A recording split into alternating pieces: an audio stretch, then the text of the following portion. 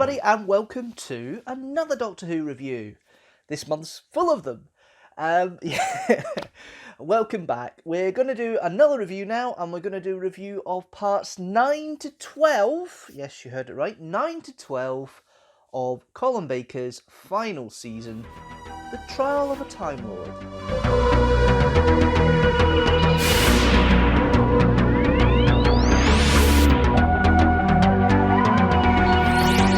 If you've been watching the others in this series, link up there, you will notice I have been referring to the plot synopsis from the television companion here. I have it once again. So let's have a look and get this up, and I'll read the plot synopsis as relevant to this segment. A distraught doctor gives the court his evidence for the defence. He chooses an incident from his own future in which he and his companion Mel arrive on a space liner Hyperion 3 in response to a distress call. There they battle against and ultimately destroy a hostile race of alien plants, the Vervoids, while also helping to thwart a mutiny by the ship's security officer Rudge. Okay, here we go.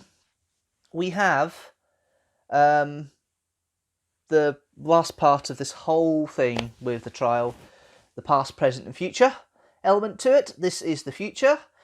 A little bit contrived, some of the elements of this, but it's basically an Agatha Christie murder 1,000 years in the future in space, which is an interesting way of looking at it. There is a whodunit there. You do have to figure out who it is, and obviously, if you're the right mind, you'll know it's Doland all the way through. Spoiler. But if you don't, then obviously it's an interesting little mystery there. Lots of plot holes in there in regards to various characters, all the misleadings and everything there. The fact that Grenville, or is his name called Nita Hallett, is the one that saw the distress signal and also is the one that's faked his own death. That's interesting in itself. There is a well-known fan theory that Yolanda Palfrey's Janet was the one who murdered everybody. She effectively is there virtually all the places apart from the hydroponics centre, so everybody had a bet on, according to the production office, what I was reading, of Doctor Who, that it was Janet that was the murderer. Obviously she wasn't. That's a shame, actually, but yeah, she isn't. And it was actually Doland, one of the scientists there. Overall, nice little story, nicely paced, nicely directed, a little bit overlit. I love the set design in this. It's very Art Deco 80s. There's elements of 80s neon in there, and the colour scheme is very mid-80s as well. But it also has that Art Deco feel across it as well. A lot of CSO being used for the gantry bits, so you can see it's like the roof of a spaceship. Nice idea. Some of these effects actually work quite well, considering. Overall, the music's okay. Malcolm Clarke, this is his last instance in Doctor Who. He's done a lot of music for the series up to this point. He's the last of the radiophonic freelancers, as they say. That's part of this. After this, it's different composers completely that come in. Dominic Glynn spearheading that, of course.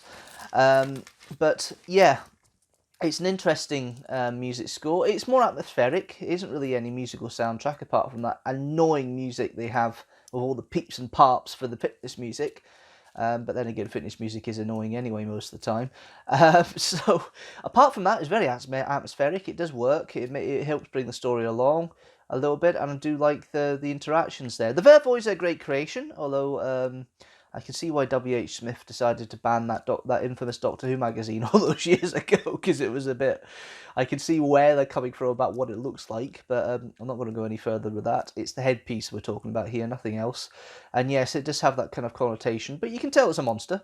They're well done. They're nicely done. I'm sure one of them is female, the way they're talking. Maybe wrong. I think one of them is maybe a female in costume, which is interesting. You don't really get that with the monsters of that era. It's usually all males in costumes. But let's go through all the characters and see what they all do in this one. So they've got Colin Baker as the Doctor. This one is a different side to the Doctor. There's more of a regal kind of edge to him here. He's very likeable.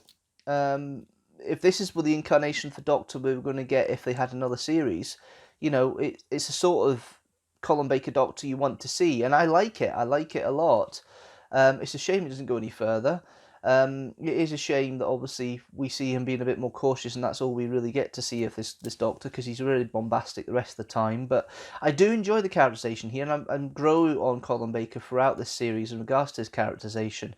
The next two parts at the end, for the next review, maybe puts him down a little bit, but this is a nice interpretation. It's a nice little teaser for the fans to see what Colin Baker would do with the role. Not just if he carried on in television, and that is it's the template he's gone from for his characterization in The Big Finish as well. That kind of characterization you've got there, and it's nice to see. It really is nice to see. Then we've got Bonnie Langford as Mel.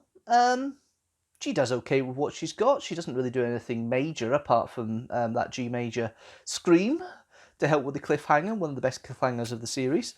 At the end of the part 9, when Edwards gets electrocuted against the barrier of the hydroponic centre. That's an interesting way of working it. It's really cool. It's really interesting, and it's really a beautiful cliffhanger. It's one of the best ones you see in Doctor Who, that late period in the 80s. She plays it fine. She's a little bit grating at times. The scream is not as much in abundance as it would be in some stories in the early 7th Doctor's era, thank goodness, because that really does annoy me with some of the stories later on, which you'll find out in due course. But she plays it okay here. First real proper story for her. She is inquisitive, she is intelligent, and it's a nice change from Perry. There is kind of a better platonic relationship between her and the Doctor. He's a bit more avuncular to her, which is interesting. Then we got the two regulars of the series, the Inquisitor Belinda Bellingham, who just carries on as the Judge character. The Valeyard's a little rattled in this one, Michael Jaston. He's a little rattled in this bit. He is trying to put one up on the Doctor, but it's kind of like roles reversal from the previous 8 episodes, really. The Valeyard's trying to give one up on the Doctor, and the Doctor's easy enough to battle to it, and bats it back. Then we got the guest cast. We have Honor Blackman as Professor Lasky. Very detached, very focused, and a very interesting portrayal. I think it harks back to some of the stronger roles that Honor Blackman's well known for in the 60s. In movies and in television, and it's a nice little part for her. It's quite fun, and you can see that she's the leader. You can see she's in charge. She's a little bit grumpy at times, but it works. It really does work. Then we've got Commodore Travers, played by Michael Craig. This is one of the instances where the Doctor has met a character before, but we haven't seen the television appearance of it. We're also saying it's the Safe Doctor he's met before as well, with the way they talk to each other. So it's interesting seeing that. And he plays a straight-laced Commodore. He's kind of a Brigadier Light-esque character, really, with the way he goes about it. But he does a good enough term. He's enjoyable enough, I suppose. And then we've got Rudge, played by Dennis Hawthorne, obviously the dishevelled, retiring security officer. He does quite a good little job there. It's a nice little role for him throughout. And a little bit acidic at times. I think he gets a little bit annoyed with all the things that go on, and I think he's getting a bit exasperated about the whole thing. The whole thing about him mutinying is interesting, and the fact that he feels that he has been pushed to the side in retirement, and he needs a bit of money to keep him going. Excuse me, itchy nose. We then got Doland, played by Malcolm Tierney, the villain of the piece when it comes to the murderer. He's a murderer. Malcolm Tierney's kind of on a slight crest of the wave. He's at about this time he's doing Lovejoy as well as the Lovejoy's alter ego in here as well. So he's having a bit of notoriety at the moment with himself at the moment. So yeah, but it's a good role. It's fun. And then you've got Bruckner, played by David Alistair. He's kind of like the warrior, I suppose, is the one way of doing it. I think he realises the Vervoids are more dangerous than they should be. And that's an interesting point there. The fact that Bruckner ends up nearly putting the Hyperion into the black hole of Tartarus is an interesting point, but he's kind of scared for his wits. He wants to destroy it, and wants to make sure the Vervoids don't survive, which is a very fair point considering how they go about. Then you've got Grenville, the man who brings Grenville, or Hallett as he's known properly. The man who brings over the Doctor and Mel in the first place with the distress call. Tony Scoggo. Can't say that.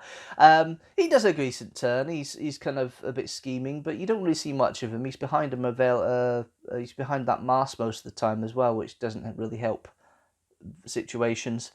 And that's really all the main cast. You've got Arthur Hewlett playing Kimber, the old man. You've got Simon Slater, who wants to do something to Mel, but we never find out because he gets electrocuted and killed in the beginning of the first episode. Overall, murder mystery. These sort of things aren't really my thing. It's a nice romp. I do enjoy the story, and it works well to a greater extent, and it's a nice little script, and it's nice to have non-scientific jargon rubbish from Pip and Jane Baker. You don't really get much of that at all. They tend to like sci-fi McGubbins, which you get in Mark of the Rani and Time in the Rani, and in the episode they write later on. But to be fair, it's a pretty decent one, and it's actually better than Mark, I think, and definitely better than Time, but I think that's an understatement. Chris Clough does a decent direction. Very pacey, very action-packed. This is Chris Clough's first directorial story for Doctor Who. He does direct a few more in the Seventh Doctor's era. And it's okay. It does the job. It's very solid. It is all studio based, so there is no outside broadcast stuff here. It's all studio based, and it works for that. I think it works better having been all studio. If you had anything outside, it would have kind of spoilt it. So it is a kind of traditional base under siege, but a murder mystery put into it, which is interesting. And then you got the music, as I say, by Malcolm Clarke and Pip and Jane Baker. A decent story for them, really, I suppose, but not the greatest. Not the greatest. Cliffhangers. There is a stonking cliffhanger here. I'm going to go in the next episode that you see, the next review for 13-14, more about the cliffhangers and overarching thing about Trial of a Time Lord. But for this segment, 9 till 12, I'm going to give it TARDISes 3.5 TARDISes out of 5. That's it for now. This is the penultimate review. There's one more to come. 13-14. Stay tuned for that. That is out on Wednesday. And then on Sunday next week, I'm going to have the 5 Doctors as the review. So you're going to get 5 reviews this month. How exciting. If you like this video, don't forget to like it and share it with the hashtag teamstructor. Check out the playlist up above for all the other Doctor Who reviews in the series. And if you like this channel, don't forget to comment down below what you think about the Trial of a Time Lord, the segment. Give me your comments, your views, and if you like this channel as a whole, don't forget to hit that subscribe button and the notifications bell so you know when a new video comes out. General rule, it is 4 PM GMT on a Sunday. That's a UTC +0 when a new video comes out. But until next time, Wednesday, for the review of 13 and 14, I shall see you then. Until then, thanks so much. See you later.